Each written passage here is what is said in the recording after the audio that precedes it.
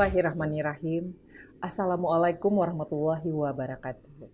Saya Andi Ina Kartikasari, Ketua DPRD Provinsi Sulawesi Selatan, mengajak seluruh warga Kota Makassar dan sekitarnya, Saribatangku, Silsurku, Samanekku, mari kita dukung dan sukseskan program Makassar Tertib Berlalu Lintas, khususnya untuk pengantar jenazah kendaraan roda 2 agar tidak masuk ke jalan tol.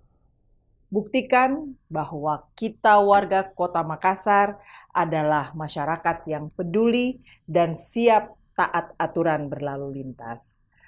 Taat berlalu lintas untuk keselamatan diri, keselamatan orang lain, serta untuk kebaikan kita bersama. Salama kita pada salama. Wassalamualaikum warahmatullahi wabarakatuh.